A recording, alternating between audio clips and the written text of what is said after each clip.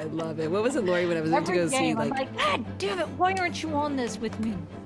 I know, you need to give And me a why heads aren't you up. replying to me at halftime? I need you. Was that a foul or not? You need to give me a heads up when you guys are on That's the games so thing. that I can No be one ready. knows anything anymore. I'm like, is that a handball? I have no clue I have anymore. no idea because they've changed the law like 7,000 times. How are you supposed to keep up? And then you have different laws for different leagues and different. Oh, I know. I'm like, It's oh God.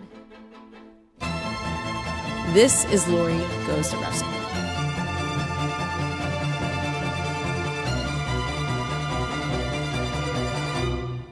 Hi everyone, I'm Christina Unkel and welcome back to Soccerish. All year long, Lori Lindsey challenged me on refereeing and pushed me to answer questions, and not just for her and other pundits who are at high levels, but also those that confused the fans and made them furious. The ones that took forever in VAR decisions, and the ones that even we disagree about after looking at all of the angles and analyzing the clips. So here at Soccerish, we pulled together those clips for you where she challenged me, I explained myself. Hopefully we made that a little bit clearer for you all, but we also could have, muddied the waters a little bit more. Act 1, great, school. Mitz taught me a good lesson. I don't think I've told anyone this publicly before. Marta's coming down the left flank. I think it was like one of my first TV games as like a pro referee. And Heather comes in 2-foot stud and just takes out Marta at the ankles. And I'm sitting here like sprinting, thinking this is a red card, whatever. No one's yelling. No one's screaming. No one's like trying to kill me. And I'm like, okay, maybe it wasn't a red card. So I ended up giving Heather Mitz a yellow card because she was hugging Marta at the same time, like apologizing and hugging her. And no one was screaming. And I was like, I'm the only one who thinks this is a red card. So I ended up giving her a yellow card, right? And Marta doesn't even yell at me then either. And we go on and I like completely failed that assessment because I didn't give Heather Mitz a red card. And they're like, why didn't you give Heather a red card? I was like, well, she apologized to Marta. Marta accepted the hug and no one was yelling at me. They're like, that is not why you make a decision. Handball or no handball against Mexico when he fell on the ball, like blew my mind. Handball. I mean, Pochettino commented, no way, where do you get handball from? It's such not a handball. He put his hand on the ball. It's not a You're handball. correct. He did touch the ball with his hand. That is factually correct. But is a deliberate handling offense. Yeah. Think of the context. How is it deliberate? He put his hand on the ball. I think so. Yeah, also, he put his hand on the ball. But was it deliberate? But there's so many. Okay, great question about that. But we see handballs called all the time that aren't deliberate. Literally 2 feet away or a foot away that hit somebody's arm that are not deliberate, and they'll get called and there'll be a penalty. All the time. Well, it comes down to the deliberate, right? It's not intent. It's the different considerations that come through. But when we talk about like a deliberate handling offense, right? Here you have the player coming in for a challenge, right? He connects to it. He actually himself kicks the ball basically where his hand's going down onto it. He's already bracing himself for the fall at the point of contact. So it wasn't like the ball was there. It was almost simultaneously. He kicks it. He hits it. There's no secondary movement. Everyone's like, oh, his hand rolled. Yeah, it was on top. It rolled right off, right? He didn't like put his hand and then push it. But what advantage was gained? Like, what advantage was a Mexico player gained from putting his hand on top of the ball when there's no other attackers nearby? Like, control. How is this not natural? Control. Like, control. He's literally pressure. Okay, here's I'm the better surprised question. This is like answers from footballers because I'm like, were you expecting him to keep his hand behind his back when he's falling forward after he commits in that challenge so that his face smashes into the ground? Like, I feel like I'm talking about practical. Yes, all of those are fair, but how many times do we see, and this goes to my point of like somebody's arms you're defending and it hits somebody's arm and they call a penalty kick. They're not trying but to. But are they controlled? And that's where we talk about deliberate is outside the silhouette, right? Do you have a time and opportunity to move that got implemented back into the application consideration of the distance, right, et cetera? And is it natural? So is it natural for the Mexican player to fall and brace himself for that fall? I think it's natural, yes, but like I think if he's kicking into his own hand, that's deliberate. Again, no, this is where I'm always confused because it is a natural position to defend inside your own 18 box and try to like move your body and you don't always have time to put your hands behind your back. And if it hits your arm, I still see that called. But I guess the bigger question is, if Pochettino was saying in the press conference, and I'd be curious what you think, if that happened at the other end, would it have been called? No, Did you see it that? would not have been called. Yep, the Okay, that's watermelon fair. referee, right on point, said absolutely not. I know, understand that managers use media to, right? He has to corral a country For behind him. He sure. has I'm to, just curious about you. It was use. just a fun question to No, ask. Yeah. yeah, I know. I saw that as well too, and I was like, nah, like it's such and there's a reason why VAR didn't recommend it down. Like it's just fascinating because the whole referee world's like, no, we're good, and the rest of the football world's like, that's a handling offense. And I'm sitting here like, like if I was with Terry, right, when we do our CBS show and he goes, football understanding, referees don't have football understanding. This is practical. Like I felt like I'm like sitting there. I'm like, wait, for the first time I'm arguing football understanding. Christina, I had a long chat with your husband after the U.S. Gold Cup final about the Uh-huh. handball that wasn't a handball because it was his bracing hand. And Oh, I think Lori and I went back and forth on this Yeah, one I said too. it was not a handball and too. I don't want to get into a lot of this, but what I said to him is, I understand what you're telling me, but the definition of a handball is what he was doing. So So correct from a literal stand. I feel like yeah, anytime I talk about the laws, I feel like I'm in the U.S. Supreme Court, and I'm like, am I like, am I a literalist or am I like more of like a modern day, apply the laws to them? Act 2, Junior School. I want to show you a clip from an early round of the U.S. Open Cup between Doxa and Lansdowne. Take a look, and then I'm going to pick some questions from you off of your brain. So roll the footage. Ooh, here we go. All right, this is the clip. They're on the attack. And they look to break down this right wing. Ali Dow is in. He's in behind the defence. And he's in behind the defence for a goal Did it as skip at well. that point? So basically, the conversation is it goal or no goal? I'm not sure if you saw exactly how the ball got into it, but Yeah, the can we roll it referees one more on the time? Because I just want to field. see it again. Yeah. There's so much bend on And I'll that preface ball. That's what I was missing. like the most important point, it like skipped a beat, and I was like, oh. But to give you a heads up, the referee on the field, they decided goal. Oh no, Did you see that? there's a hole in the net. It looks like to me. Is a huge hole in the net, right? So Yeah. the referees on the field gave goal. Like this is actually when I finally got like more of a footage, and kudos to Kevin. I think Luther who were able to get a little bit more of this footage.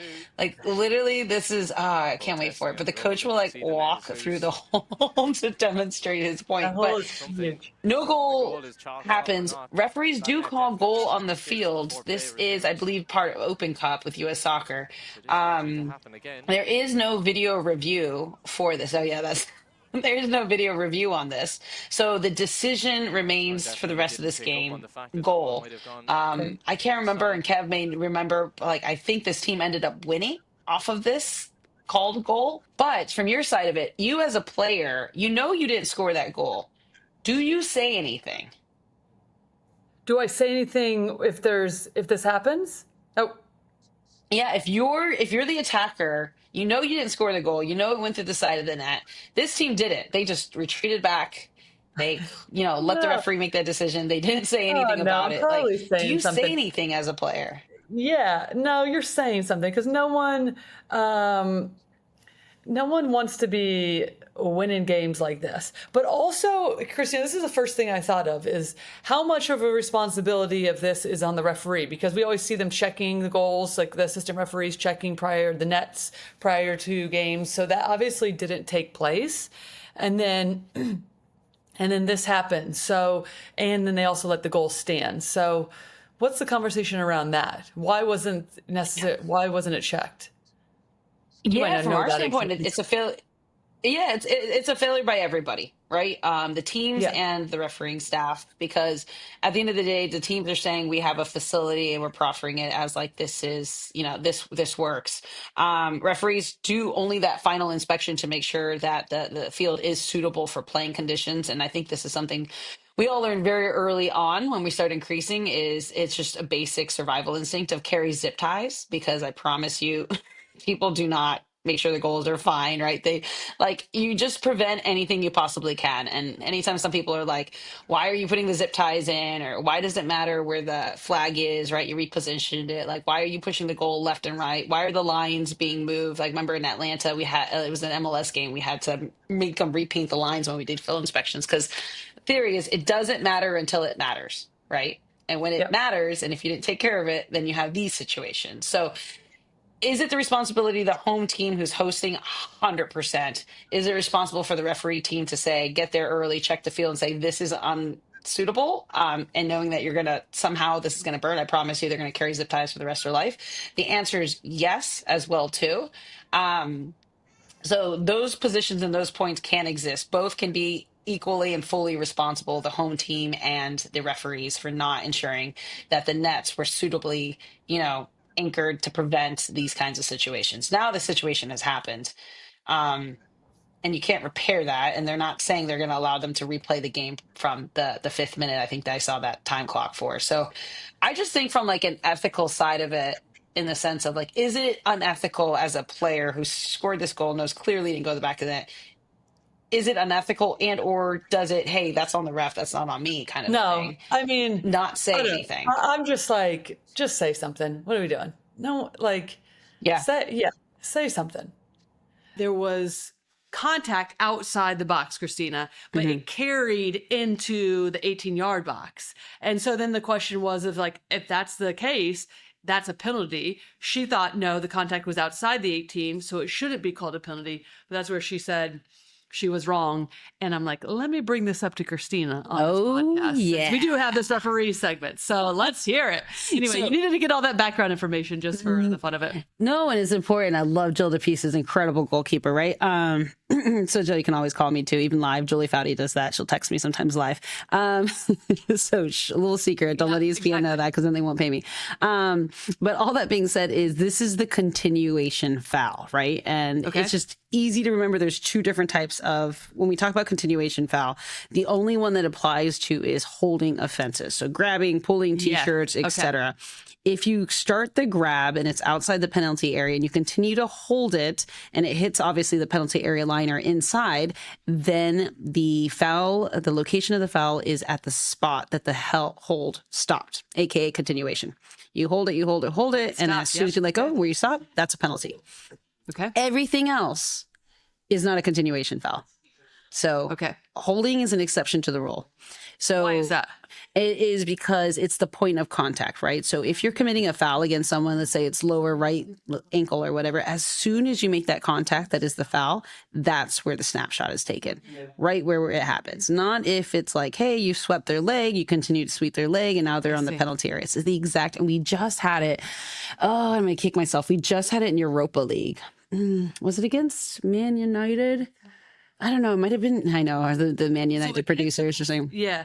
But a typical foul, it's like the point of contact, right? Right at the point of contact. The holding is because, yes, you might start the holding offense, let's say, outside the box or wherever, but then it's like wherever that person's actually dragged down. Yep. That you call the foul in. Exactly. So the upper body challenge, the kind of the holding and the pulling, and that's just the exception to the rule. So God, I'll remember that. But yeah, there's a clip that we happened, I think it was Europa League last week, that a lot of people were confused as well too. Like, why is that not inside? He hit him, and then the follow through came through while he was on the line. It's like, well, it's the initial contact. Act 3, high school. When a player doesn't go down because they're able to keep their balance, and then it is called a penalty kick, and then rescinded, what's going into this, and like what's the thought process for the referees and VAR? Because here's what happened. Lily Reel, left back for Gotham, versus Jamise Joseph, forward/winger for Chicago. And Jamise Joseph takes Lily Reel on inside the 18-yard box and cuts, they essentially gets past her, right? But because Jamise Joseph has such good balance and is able to kind of bypass the challenge, Lily Reel's the one that falls over. Jamise Joseph, Lily Reel's left leg does get stuck in front of Jamise Joseph. She's able to keep her balance through that, get a shot off, and in real time, you're just thinking, okay, she got the shot off, and then it's like play on. But then it's called a penalty kick. And then there's this long delay, and we're looking at it, right? And then the referee hasn't even been sent to the monitor yet. And it just feels like, okay, they should either be making the decision and telling her, or get to the monitor a lot quicker. But the conversation is like, okay, you can barely see the touch from Lily Reel. I mean, I think she maybe gets the ball, the slightest of little direct misdirection, or you can see the ball move slightly. But also when a player is like Jamise Joseph has the qualities to be able to keep her ground, then and then you call it, but then it takes so long to rescind it. I'm just curious we didn't even know what was going to be happening at this point in time. Does that make sense? Yeah, Did I paint the picture enough for you? And I think you've seen the clip. You painted the picture, and everyone, welcome to the Soccer Podcast USA. I think this we is need some answers.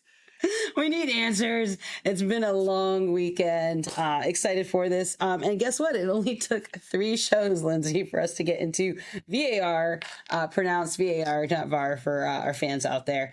It's Wait, have it's I been good saying questions. VAR? I've been on television. I was saying VAR, but it's here so I feel funny saying VAR.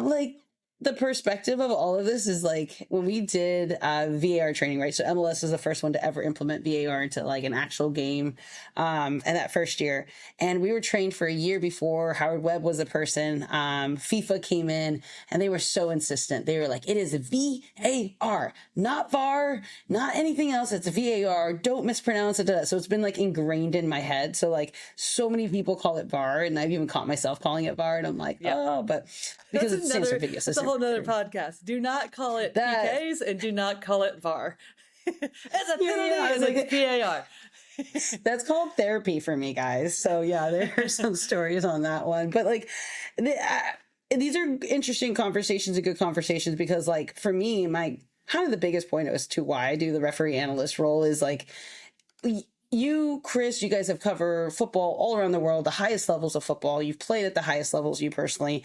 No offense, Chris. But then there's others that I work with, and they always have these questions, and they're legitimate football questions, right? That it's and that's where Terry Henry the other day, he's this little referee island that you guys go to in your secret society. And I was like, ooh, all right, we got a secret society. Where is that speakeasy? Because I am not getting drinks from there.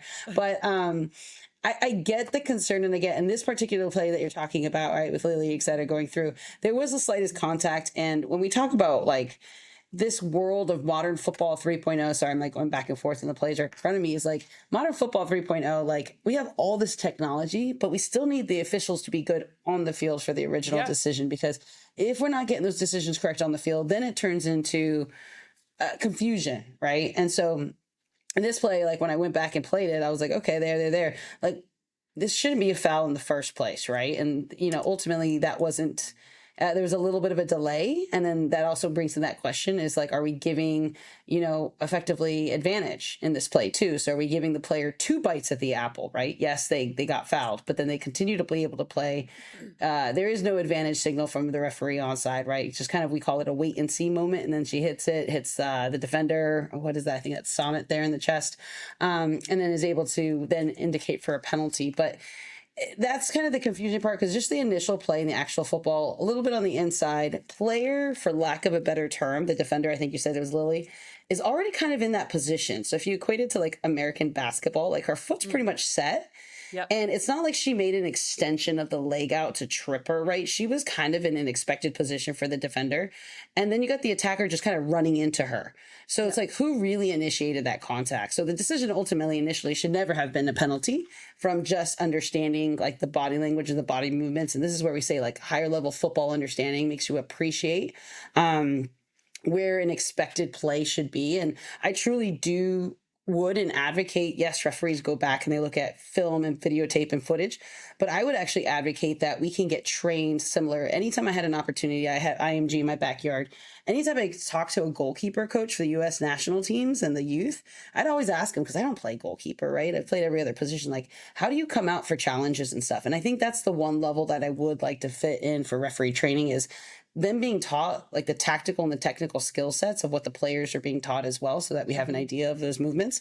But doesn't answer any of your questions. I note that. So ultimately, I like the thought of who initiates the contact. Is Lily Real already kind of an established position?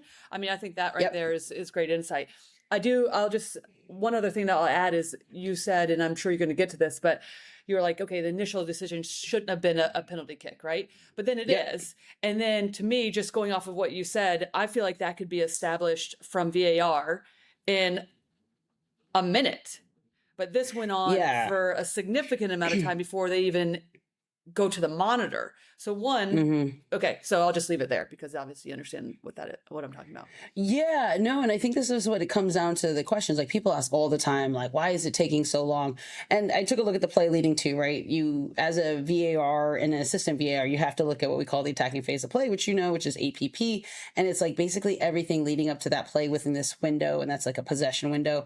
Whether there's something in there. Here, there's not. There's no offside decision necessarily. I mean, she's a little bit off, but I could take a quick look at it without setting lines, and I'm confident she's not offside. Obviously, they have more angles than I do. But so you're taking a look to see potential offsides being reviewed in this decision.